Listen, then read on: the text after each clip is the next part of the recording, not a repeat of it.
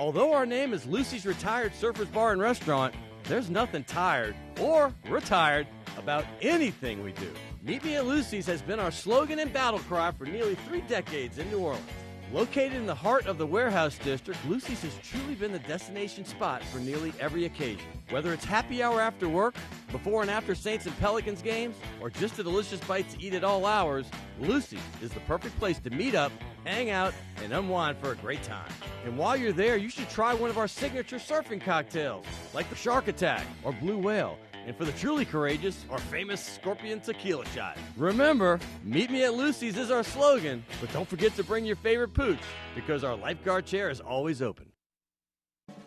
Crescent City Steakhouse, a true neighborhood restaurant operated by the Vojkovic family since 1934, is the oldest steakhouse in the city of New Orleans. Serving only hand-cut, prime-aged, corn-fed beef for over 80 years, Crescent City Steakhouse has become a dining destination for both die-hard locals and adventurous travelers who seek traditional, timeless New Orleans cuisine. Crescent City Steakhouse, 1001 North Broad, on the corner of St. Philip, in the heart of New Orleans. Fall in love with autumn with PJ's new seasonal lattes. Our pumpkin latte brings you all the flavors of a pumpkin pie, with hints of cinnamon and nutmeg, like your favorite holiday dessert in a cup. And our s'mores latte, with flavors of toasted marshmallows, warm milk chocolate, and graham cracker cinnamon, is sure to bring back campfire memories. The PJ's Fall Seasonal Lattes, available at your local PJ's only for a limited time. Well, here's the bottom line.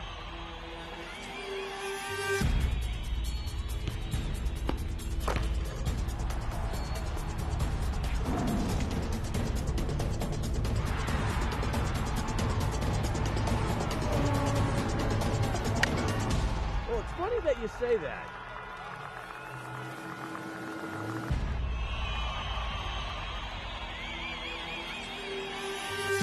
Let me tell you. Good evening and welcome to Primetime Sports. I'm your host, Scott Alexander, and I hope everyone is having a very happy Halloween and getting all the treats you want and very few tricks. Hey, by the way, this is the most anticipated sports week of the year for folks in South Louisiana. It has been for many years, maybe not as much this year because it's the LSU-Alabama week. Every year for the distant future or the recent past, it's been the bye week before. The build-up between this is like the Super Bowl. Well, this year it's a little different. LSU is a 21.5-point underdog, and not many people, for the first time ever, think that LSU really has a chance. We shall see if that works out. But LSU-Bama, it's been an interesting rivalry. LSU won 5 in a row back in the mid-2000s. I have a guy that was on those teams on the show today, Craig Steltz. He was an All-American on those teams. They won 5 in a row, but now Alabama's on a 6-game win streak, and they seem to be controlling it. It's Nick Saban versus Ed Orgeron. Hey, the guy that's been there winning titles, the guy that's a new coach who hasn't had a lot of success on prior stops to Ole Miss. But last year, he kept this game close, closest game Alabama's played in a long time. It was 0-0 in the fourth quarter. You see Jalen Hurts there. He ripped off a couple runs that got them to a 10-0 victory. It should be fun to watch. It's been a great season so far in all sports. With the Saints, they started 0-2. How about this? They are completely rolling right now. They're 5-0 after that 0-2 start, and defense has been the calling card. You see Ken Crawley, he's playing great. There's Marshawn Lattimore. It's been great. Hopefully they'll keep it running. They have a home game against Tampa this weekend. We'll talk about that on the show and what's coming up in the sports scene around all the favorite local teams. Hey, by the way, the World Series. This has been spectacular. Baseball fans out there, you know what's going on. If you're a casual fan, you have to be drawn to this. Game 6 is tonight. It's Justin Verlander and Rich Hill. But that Game 5, everybody's still talking about. Sunday night was incredible. LSU's Alex Bregman, you see him here right off of Kenley Jansen. He hit the bottom of the 10th. He hit the game-winning hit to win that game, 13-12. This guy, Bregman, 4 home runs in the postseason. Can you believe this? Off to 3 of the most dominant pitchers in baseball, Chris Sale, Clayton Kershaw, and Kenley Jansen. And that hit there was just a single, but it was a big one. How about Jose Altuve, the shortest Major League Baseball player in the last 26 years since the great Freddie Patek, but Altuve might be the most dangerous hitter in all of baseball. How about basketball, though? The Pelicans, they get you all fired up. They blow out LeBron James and the Cleveland Cavaliers Friday night. They have a modest 2-game win streak, but last night they lost to Orlando. That's too bad. Hey, Tulane LSU, speaking of hoops, tonight at Devlin Fieldhouse, they're going to benefit all of the hurricane victims. It's a relief game, and the whole country is doing this exhibition games to benefit. Hey, speaking of Tulane, they lost 56-26 to Memphis, 3-game losing streak. And by the way, I got to give a quick shout out to Nichols football, 6-2. They've won 4 games in a row. They are doing great. Hey, Jim McElwain, nice to know you. The Dead Shark loving Mr. Ed head coach for the Florida Gators, who famously said LSU got what it deserved and it should have been much worse. Well, he's gone. Fired from the Gators. And by the way, tonight, the 4th year of the college football rankings, they come out. In the last 3 years, 7 out of the 12 teams who made the list, well, on the first set of rankings, well, did not make the Final Four. Alabama, Georgia, Ohio State should be there. The 4th is a possibility. Who knows? The toss-up. Clemson, Notre Dame, Penn State, Miami, Oklahoma, Wisconsin. We'll see tonight. We got a great show. Stay tuned. It's Primetime Sports.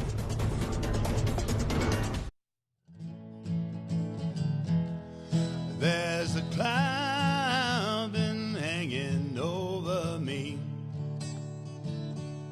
Skies are gray as far as I can't see.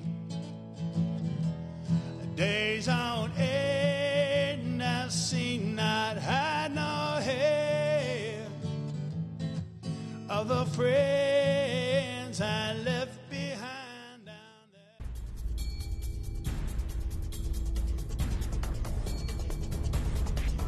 there. Welcome back to Primetime Sports. If that performer looked familiar, well, he was on our show just last week. It's Aaron Wilkinson. They call him Aaron from the Honey Island Swamp Band. And by the way, he's from Fort Walton. He played high school football with Derek Brooks, who went on to Florida State and Tampa Bay Bucks, a great career. Well, here's a tie-in. My next guest, my first guest of the show, Ricardo LeCompte, the new guy at WLAE-TV. Now, he's one of the 2 guys that just recently replaced Lyons Yellen, who's a frequent guest on the show, and, of course, Leslie Spoon. And Ricardo was from the Panhandle area. His first job out of college, where he went to Florida State, happened to be right up the road in Baton Rouge. So he's good friends with guys like Sharif Ishak, who obviously is at Channel 6 here, and he was up there in Baton Rouge as well. But first time on the show. Thanks for having me. It's a pleasure Appreciate to have it. you. I've been watching you. I've been extremely impressed with your knowledge, obviously your history and your acumen. How you liking New Orleans? Man, I'm loving it. This is actually one of the spots that I was like, all right, if I'm going to have a job in one of the cities around the country, where do I want to end up? And I absolutely love this city. This is one of the top places I wanted to go. So to be here, to enjoy New Orleans, I mean, I'm happy to be here. We're going to jump on some Saints. We're going to talk some Pels and a little bit of LSU as well, maybe even touch Tulane. But your first time on the show, I like to give people a little bit of history. Kind of, in a nutshell, tell us where you've been since you got out of college at Florida State. All right. Well, like you said, I was at WBRZ up in Baton Rouge. Right. Worked with Michael Cobble up there. Sure. Who's the sports director up there. Was actually a news photographer.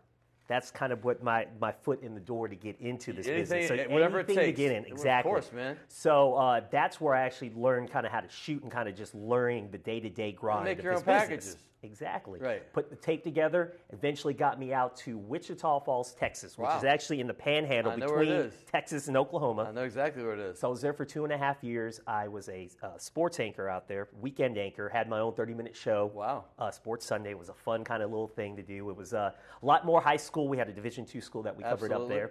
From there, moved to Waco. And I was actually covering Baylor during the Robert Griffin era when he won the Heisman Trophy. That's exciting. Art Browse, was able to rebuild that program and get it back to the level that they hadn't seen before in Waco. So I was there for 3 years where I was a weekend and a sports director out there.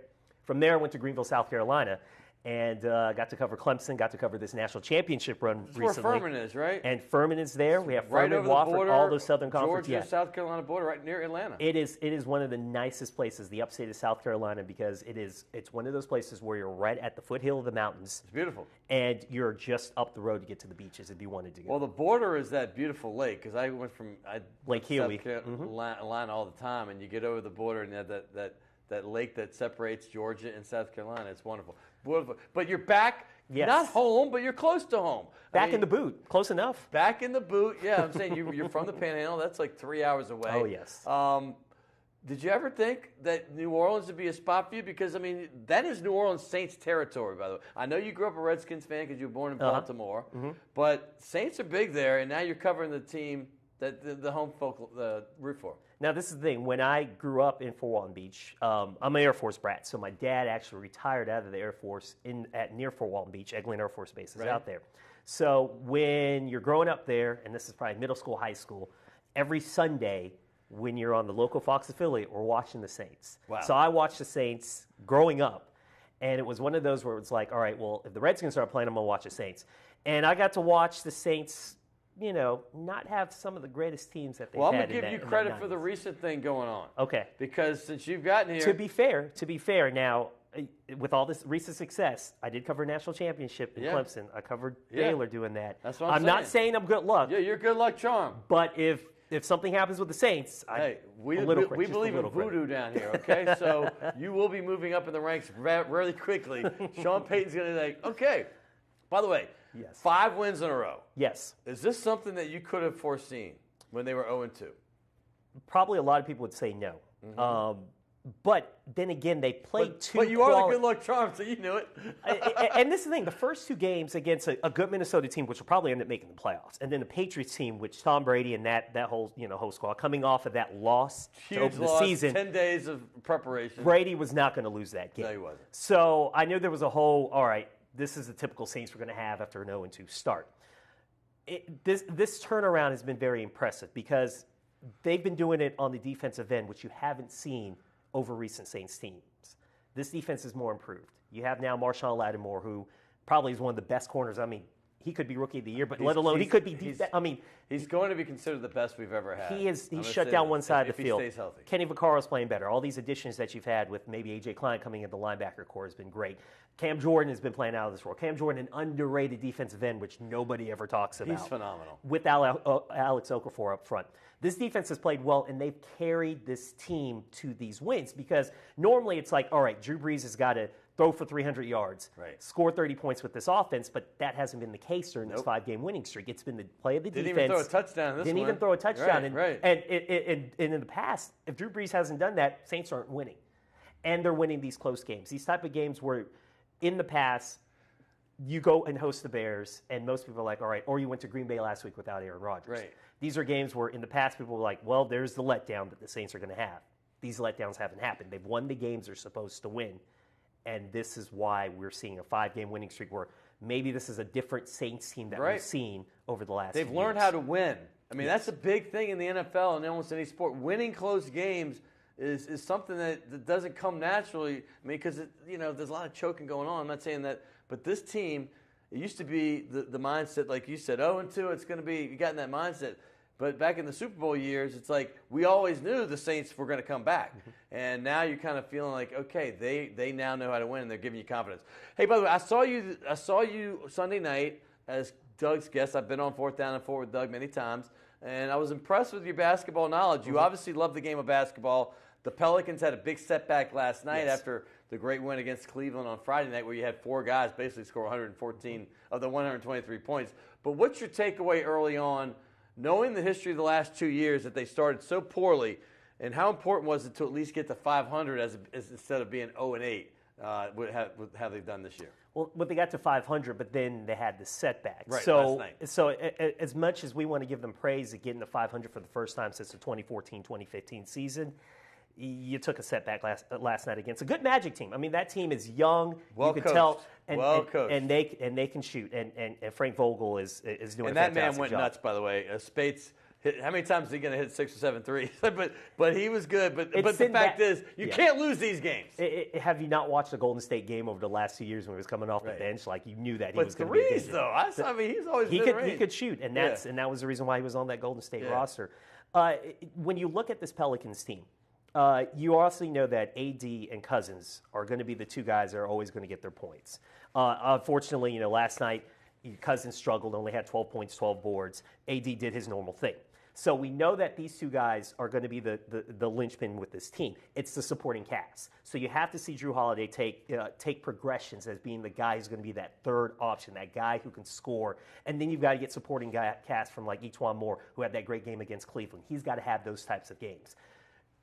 it'll be interesting to see once Rondo gets back in the mix what this team will look like, just this composition of this team. But right now, it's kind of one of those, all right, let's just kind of keep the boat floating until we get him and Solomon Hill back. And then we'll get to see the full complement of the team. Yeah, I mean, I'm encouraged, though. I mean the Sacramento game without AD was encouraging for me. Hey, as we go, to break, this is supposed to be a 3-guest segment show, but we got to Craig Stelz, the great LSU Tiger. He's coming up next, so I had to shorten the segments. I promise you next time I'm going to give you a bigger floor. However, I did want to say this. LSU Alabama is this week, and I know being a guy in the Panhandle, you know your close proximity to both schools. Any thoughts about this game, which is the biggest point spread this series has seen in quite a long time? It's crazy that you don't normally see LSU as a double-digit dog like they are against Alabama, but Alabama has been playing out of this world right now. If LSU can get production up front with those O-linemen, I know there's a lot of shuffling with the freshmen. If they can get some production up front, you've got a healthy Darius Geis who's coming off a bye week. If you're able to establish the run early against that team and kind of keep it close, I'm not saying they're going to get blown out because this series is kind of weird, but you can hang around there, but that's wishful thinking. Hanging around, that's not what LSU fans want That's to hear. not what they want to hear, but that's kind of how it is. Hey, we have a tradition here. Why don't you get a great restaurant there that's Maple Street Uptown. You got to check it out. It's called Shays Del Shays, and we have a tradition. Here's the media wing over here. Got to give me something down there. Ricardo LeCompte, you'll be seeing a lot more of him, and he is the new guy with Doug Mouton at WLAE-TV. Hey, we got a great show. You heard me mention Craig Stelz. Consensus first-team All-American. That means everybody voted for him in 2007. Of course, All-SEC national champion. He's coming up next right here on Primetime Sports. Stay tuned. The owners of the Delachey's Wine Bar on St. Charles Avenue have opened up their newest creation uptown on Maple Street called Chez Delachet, a new local wine bistro featuring a larger menu of small and large plates, a brighter atmosphere, and full table service. Additionally, patrons can enjoy a large patio out front as well as an extensive wine list offering selections from around the world. It's Chez Delachet, 7708 Maple Street between Carrollton and Broadway. Rock and roll will never die. It's old New Orleans, my, oh my. Come on, baby, let's go rock and roll at the city lane. All night, let's roll, let's rock and roll. Baby, do the rock and roll. At the mid-city lanes, the home of rock and roll. Although our name is Lucy's Retired Surfers Bar and Restaurant, there's nothing tired or retired about anything we do. Meet Me at Lucy's has been our slogan and battle cry for nearly 3 decades in New Orleans.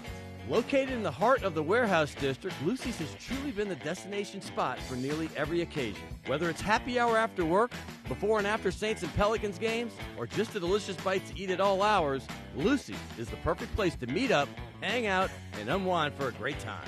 And while you're there, you should try one of our signature surfing cocktails, like the Shark Attack or Blue Whale. And for the truly courageous, our famous Scorpion Tequila Shot. Remember, Meet Me at Lucy's is our slogan, but don't forget to bring your favorite pooch, because our lifeguard chair is always open.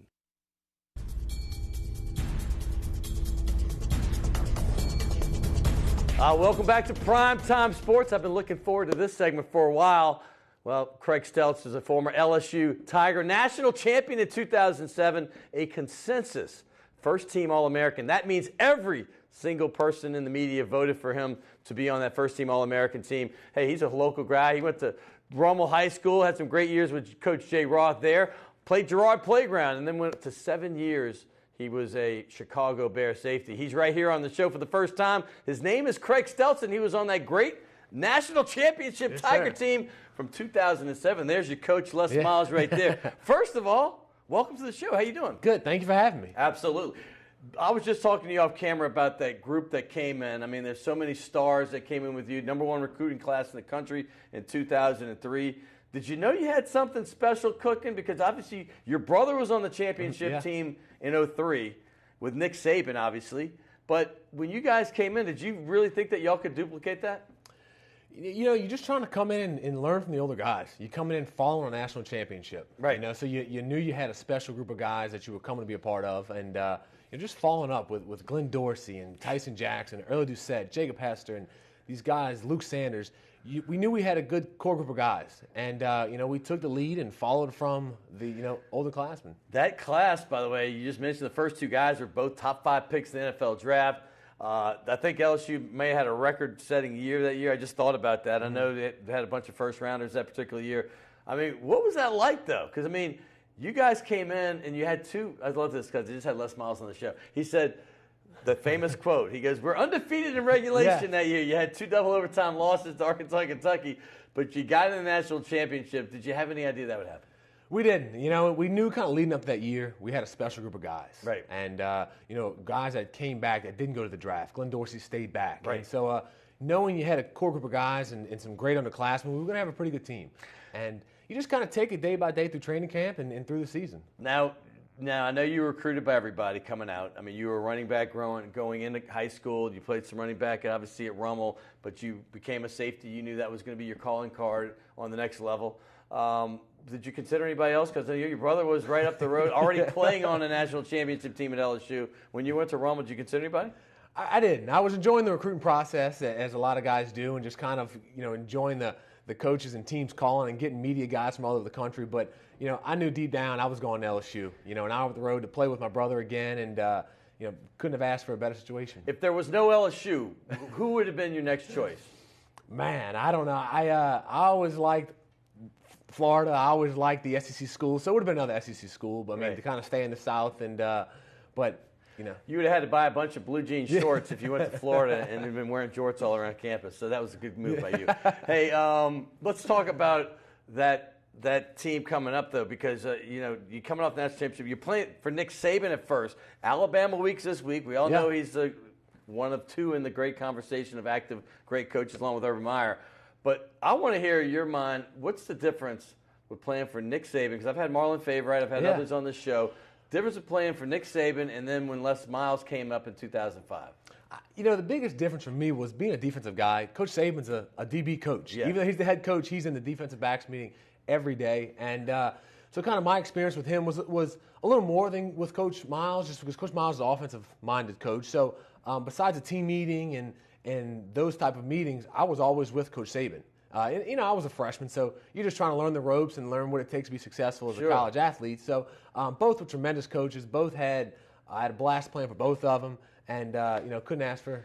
Well, Les Miles' first game obviously had a lot of excitement and drama. It was right after Katrina. He'd just taken over the job, came from Oklahoma State.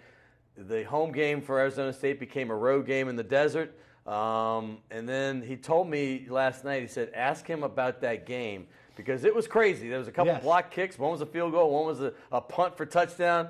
But there you are in the game, and you have the ball and you're a defensive guy. So I'm imagining that you running for a touchdown. Yeah, that was a crazy year. With Katrina, it was. I think we were in training camp for maybe 6 weeks. Yeah. And we missed the opening game, which was North Texas. Right. And that got postponed to our bye week. And we're supposed to play Arizona State at home and gets changed to go, an away game. And they were a good team. They were a very good team. Yeah. And first game, Coach Miles, and just following up and just had some tremendous plays on special teams. Yeah. Blocked field goals for touchdowns. Jacob Hester, my roommate at the time, blocked the punt. I was able to scoop it and score it. And just one of those incredible games that LSU history, you'll never forget it. Jacob Hester, that's another. I just thought about this because I just realized that you lost your senior year in the playoffs to Jacob Hester and Evangel 7-5. And by the way, Evangel averaged like 90 points a game. So for y'all to hold them to 7 and still lose that game, that was in the state semifinals, right? So me and Jacob Hester kind of have a little crazy background. I lost 3 times. Well, Rummel played Evangel 3 straight years in the playoffs. We lost to them each time. Sure. And little did I know, I'd end up living and becoming great friends with Jacob Hester, who played for Evangel, and we ended up being teammates. Kind of crazy how that works. Yeah. But so. Well, it just reminded me when Chris Spielman, the great Detroit Lion, played at Ohio State, got in a brawl with Eric Andelsek at LSU. He was a great LSU offensive lineman, and they didn't like each other. They ended up being the same team and best friends later. At least you didn't fight with Hester. But, hey, by the way, let's go back to high school because I talked to your coach, Jay Roth, who was on the show as well a few months ago, and I was talking about your career. Today happens to be the anniversary of a game that they say that they still talk about at Rummel. He said, listen, that was the game that they played Jesuit. It was Halloween night, and it was 10 years ago today.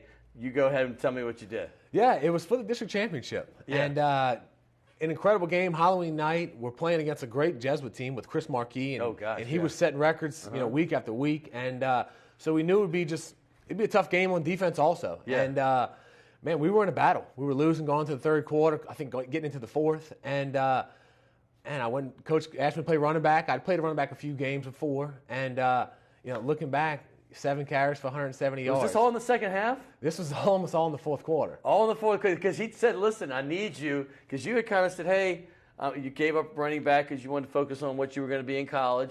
And he said, I'll do whatever it takes for the team. And he said, and by the way, you are the first, and I want to ask you this question because somebody said you're the first player in Rummel history, which is a deep history of football, to have your number retired. Are you the only? I think so. You're the only dude. Yeah. They've had some great players, man. They have. How does that feel? It's incredible. Yeah. It's, to know and have a great career at Rummel and meet some great people and to be a part of that, it was a great opportunity. Raider pride, baby. All right. Now, one thing about LSU, you guys just had a reunion because Les Miles is working with us on the weekends, and he was so proud of that moment. There he is, the former teammates from the 07 team that won the national championship. This is the 10-year reunion, and it was great to see. You see Jacob Hester, who, by the way, looks like half the size. Is he running triathlons now? Because I need to know his dieting secret. Marlon Favorite, you got Matt Flynn. Who's the dude on the right there? Patty Fisher. He was the punter. That's the punter. Yes. Yeah, he was a big punter. Yeah. He's even bigger now, like myself. So, but talk about that moment, because I know halftime a lot of the crowd goes to drink and socialize, but the reception that Les got warmed my heart. It was just from going out for the coin toss and to be in front of that crowd again and to go out there on halftime and to feel the excitement of the crowd and just from that point, from halftime on to the rest of the game, the crowd was into the game and just it was an incredible opportunity to go back out there and to experience that again. Now, that wasn't all the players, right? Didn't they have like a lot more of them? Or is this all the ones that looks like that was halftime. Okay, that's halftime. What was the difference between halftime and the start of the game? The 07 captains went out for the coin toss. Captains, okay. Yes. Okay, because we have a shot of y'all going out for the coin toss at the national championship game, which I know my producer will put, but back in 2007. Yes. So y'all had the same group. There you are right there, the same group of guys. Obviously, that's Jacob Hester. Was that the first year they did the 18 thing? I think he started that. It has something to go with Matt Mock and then Hester and then Richard Dixon and then kind of the history goes on. There. But that had to be a proud moment for you. Best memory from that championship year, 07? It's got to be the Florida game. You know, an incredible game. I tell people that's the most incredible one I've ever seen. You know, playing against Tebow in the high-powered Florida offense and just the back-and-forth battle.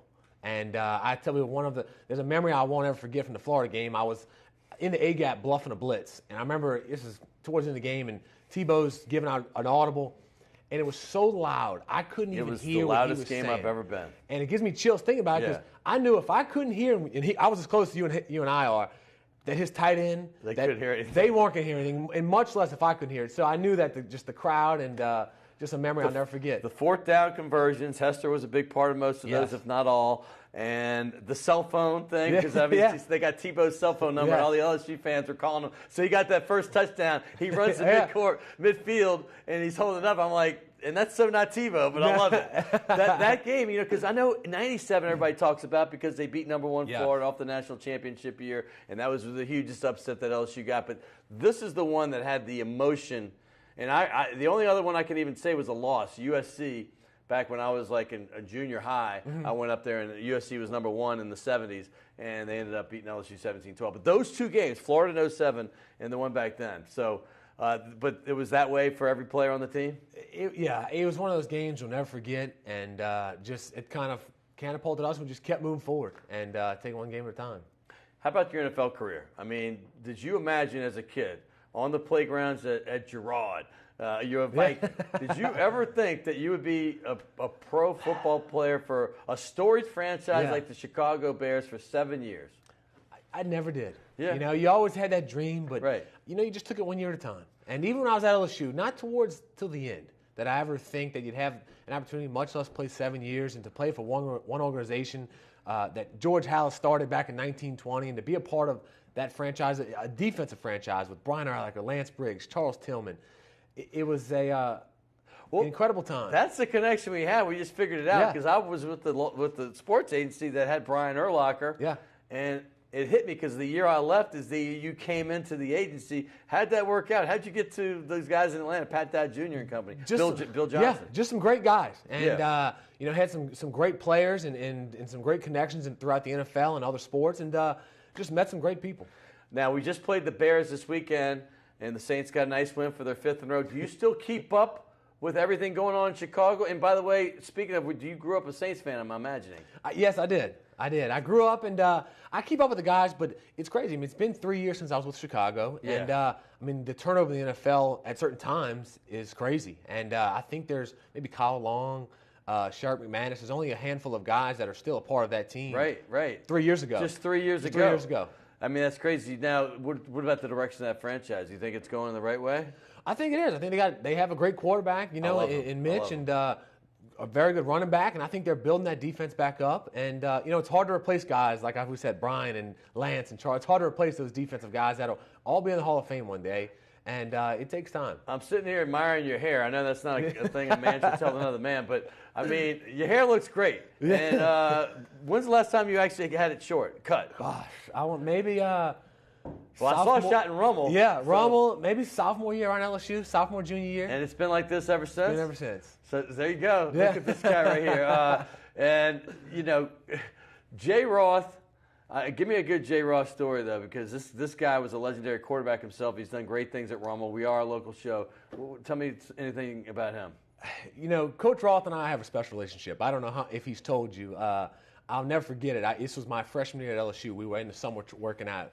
And Coach Roth actually called me, and he said, "Hey, Craig, I want you to let you know I'm going to name my son after you." Wow. And I'll never forget it.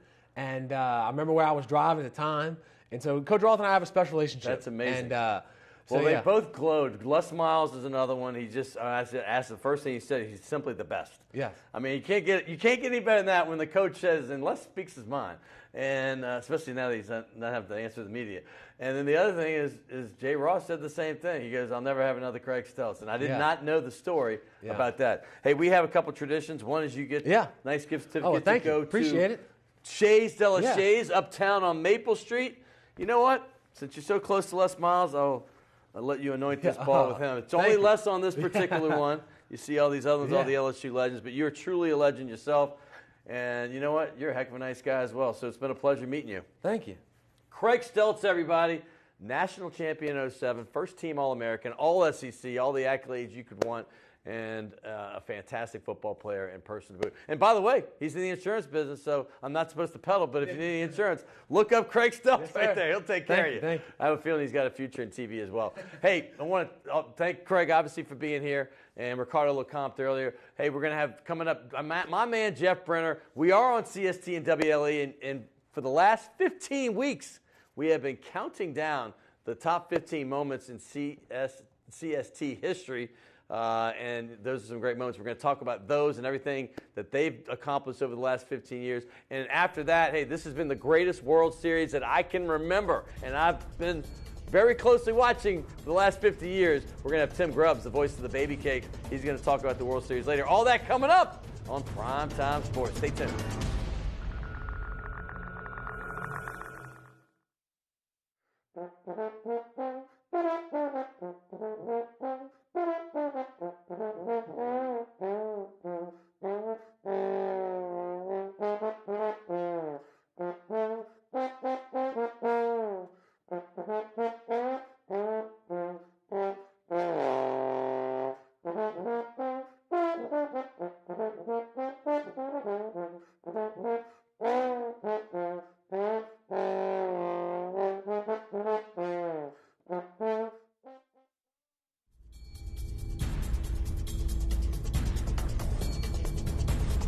Welcome back to Primetime Sports. How much fun was that with Craig Stelz, one of the great LSU Tigers? Hey, we're going to switch gears to the business of sports. Hey, remember 15 years ago when New Orleans was so excited to get the New Orleans Hornets? Remember the Jazz had been here? No NBA basketball for years. Well, they had to have a place to put them on TV, and that's where Cox Sports Television came in, better known as CST to most of y'all. And they began with the New Orleans Hornets. You remember those teams in the very beginning, the Baron Davis guys. Well, now it's 15 years and counting. You've been watching our opens. We've been counting it down for the last 15 weeks. Some weeks I've had more than one, and we just bundle them up. But they've had so many great moments, from the high school playoff stuff to all the stuff with the New Orleans Saints, the post and pregame shows, obviously the LSU post and pregame stuff. And they do so much for the city of New Orleans. And I have the executive producer, Jeff Brenner. And before I do this, I want to say this. I want to give a shout out to my man, Ron Yeager and Jim Dotson. How about this on New Orleans Living? We're on WLAE and CST, as you know, and they have this nice article. So if you catch New Orleans Living, catch these guys. It's a great article about what they do at WLAE. But CST has given us a much broader audience. Obviously, we're in the entire state of Louisiana for the most part, along the Gulf Coast, up in Arkansas and other pockets of the country as well. So I'm proud to be a part of both stations. And here he is, Jeff Brenner, the executive producer who's been here since the very beginning with CST. Yes. Welcome to the show. Thank you very much. Second employee hired, October 1st, 2002. You were the second. Now, there's my question. The person that hired the first person, did he hire you, or did the first person that was hired hire you? Rod Michler hired me. He's our vice president of regional sports. So he was here in August. I came in October 1st, and we launched on October 28th at 6:30 p.m. Now, what made you want to get in the mix for this? I mean, tell people where you're from and how did you, because, I mean, I think that's interesting. I was in the business of TV, behind the scenes, for most of my career. What made you want to come to New Orleans? I was a South Florida boy. I was producing Florida Marlins baseball on Fox Sports Net Florida. So we're doing 150 games a year, and it's a hard business. To travel would get to us, and you know, it was a perfect time. The kids were just starting to get into that elementary school age, and I was like, hey, let's get off the road. We've done the producing for 4 years. It was a great time with the Florida Marlins, and yes, I was between the first World Series and the second World Series. Did you miss the first one? Because that was my next question, because y'all heisted that one from us. Because I was with the Braves for many years, and I was on the road, so I know what those long baseball seasons like. But that was a heist, so I'm glad. So you missed both of them. I was right between. You were right between both of them. Yes, so right between the fire sales. You started here in New Orleans, and the Charlotte Hornets obviously came to New Orleans, and that's the reason the station started.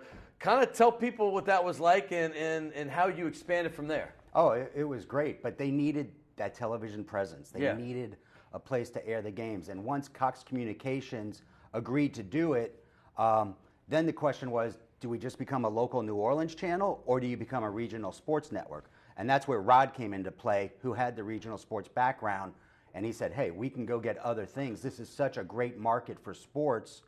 Let's get the Hornets, let's get them rolling, and then let's go after other product. Well, the anniversary was actually this past Saturday, and I love the build-up because this is a big accomplishment. I have some examples of stuff. The Hornets back in New Orleans. Yep. Obviously, y'all were a big part of the Super Bowl run, but I think one of the coolest things that y'all have done and have done, Mike Neighbors I've known for many, many years in this business. You kind of run into people. But he's had the exclusive interview with Drew Brees literally for every year, every game in Drew Brees' Saints career, and that includes most preseason as well, for 12 years. And that had to be a big deal because Drew Brees obviously was well known when he got here, but now he's the Saint of New Orleans. I mean, there's nothing better than when you're watching Saints tonight. One, you got Scott Shanley, you got Deuce McAllister, and then you get that interview. And actually, one of my favorite interviews is the one that's always right before Halloween, because that's when we find out what Drew is what Drew's going to be for Halloween. I watched it. That's right, because and I didn't know that was a tradition, but I do love that show. In fact, I'm going to say this. Let me just tout this, and I say this if he's here or not. I've always said this.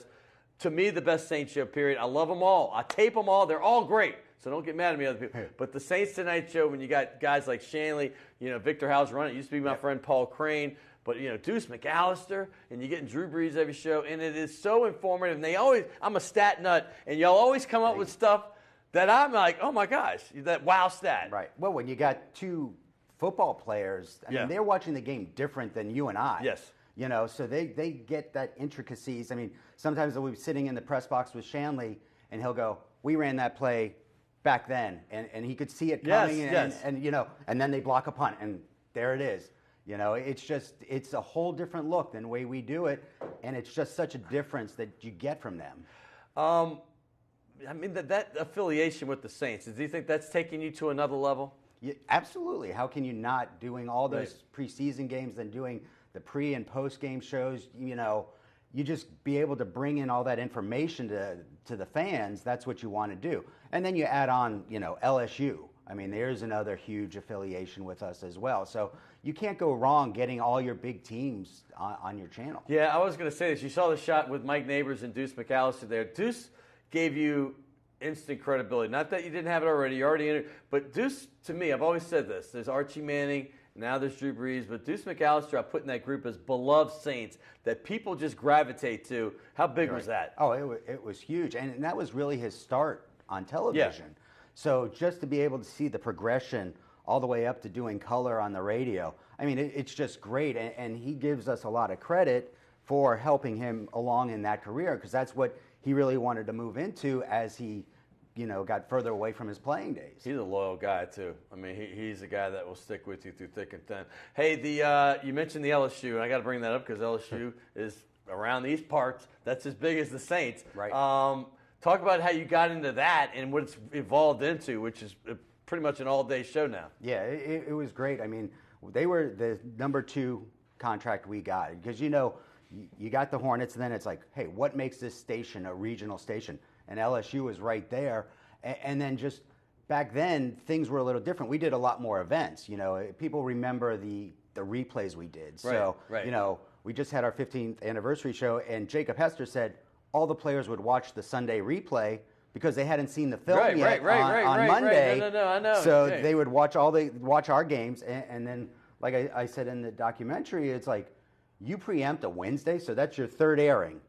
Oh my God, the emails we would get. Oh my gosh. From the fans, because they're going, hey, we wanted to watch the game. We didn't want to watch a volleyball game or something else like that. And it was just a great, great product. And then things changed as the SEC network came to fruition. So it pushed back a little bit of our event coverage, but then we figured out, what can we do to keep the fans engaged? And that's where we went with LSU Game Day Live. Yeah, tell people what that is for the people that haven't seen it, because it's like a pre and post, but it's kind of throughout the day, right? Yeah, it's the pregame show where we have Victor hosting, Gordy Rush, Jacob Hester, Eric Alexander. Then you've got Emily Dixon, who does a one-on-one interview with Coach O.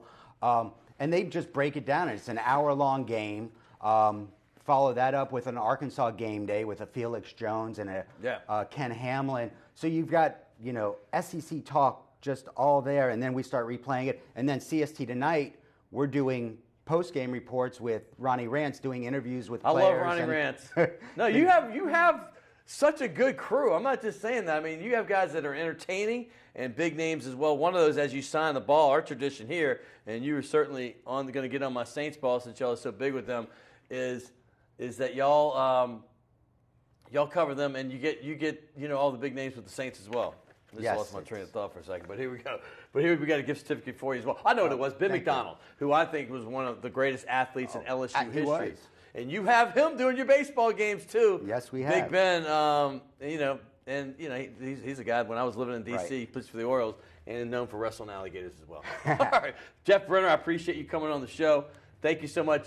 Everybody, check out CST if you haven't watched it yet. I mean, I know a lot of people stay with the regular network stations. Go to Channel 37 on Cox Sports Television. That is CST. Check out all the Saints Tonight stuff and all the other sports. They have a lot to offer, and this show as well. So I want to thank him for being a part of Primetime Sports. Hey, coming up next, this has been one of the greatest baseball World Series I've ever seen. I love the World Series. And Tim Grubbs talking MLB with Timmy G. Coming up next right here on Primetime Sports.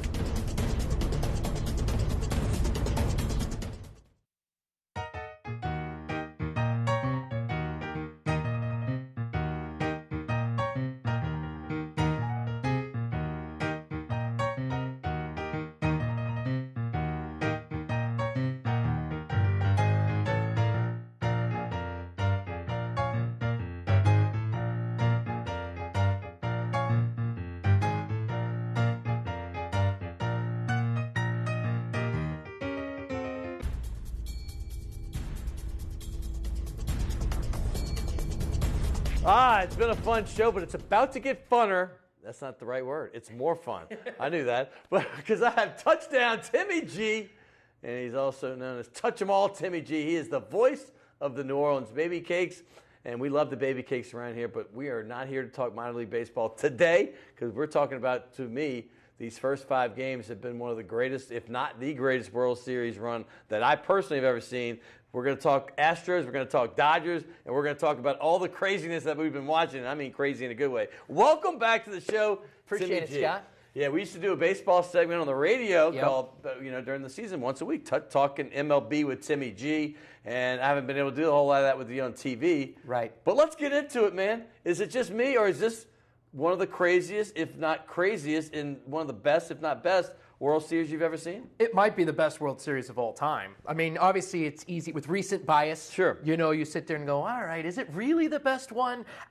I think it's the best one. Because every game is drama in the 9th inning. It's incredible. I mean, I know it's been a little bit different than your run-of-the-mill baseball game.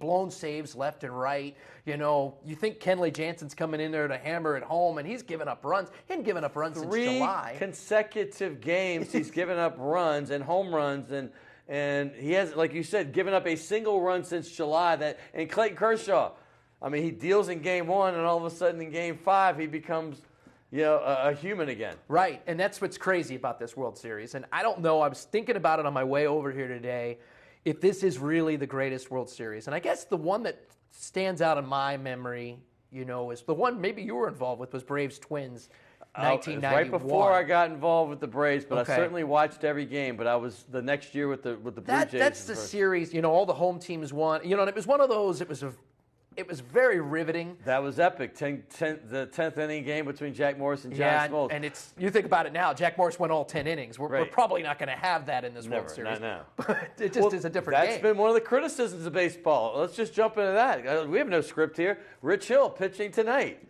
Game 6, he has to win. Right. And he's probably the least known starter of all to the casual fan. Yep. We know him in baseball. But he got pulled after 4 innings, and there was a lot of criticism in Game 2 when they did that with him. Yeah, well, I mean, baseball is all analytics now. Right. It's a different game. So they literally are spinning computer numbers, and there's Excel worksheets over there. They don't go with gut anymore. No hunches, and no gut. The stats say that Rich Hill is not good on the third at bat when he sees the lineup for the 3rd time. So they pull him. Well, and that's what exposes the bullpens for both of these teams. And it's, Rich Hill was a guy that pitched at Zephyr Field a few years ago with the Iowa Cubs, found his way all the way to independent ball, and here he is, big focus, but he's really turned his career around. And I think it's what's happening is you're seeing more bullpen guys. The only gut instinct I've seen in this World Series was impressive, was the manager, A.J. Hinch for Houston. When he went with Brad Peacock, when he stuck with him for another inning. The second longest World Series save in history. Yeah, that's the only time, as crazy as World Series is, that I feel like someone went against what the analytics would have said. They went with a gut, and it worked. It looked like Peacock was struggling there for a bit, and it ended up working out for him. Sometimes you do got to go with your gut. Right. By the way, we have to talk about Game 5. Craziest I know Game 6 ever. is tonight, and Verlander has a great opportunity to close it out, but it won't be.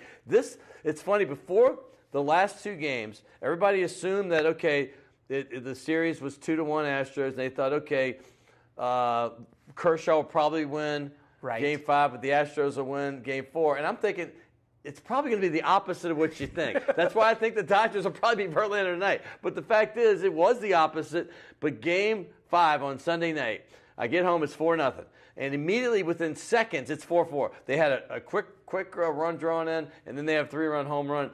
And then all of a sudden, it just went nuts. It went nuts. I mean, it was unbelievable. And then then Houston takes the lead, and you're like, all right, Houston's going to win it. We're going to go back to L.A. And all of a sudden, they blow the lead in the 8th and the 9th. And, there's something with the baseball. And I do believe that, the balls are juiced. Slick, yeah, or the balls are juiced. There's something there. I mean, if it's slick, that means it's tight because you're stretching the leather out. And I don't have any proof.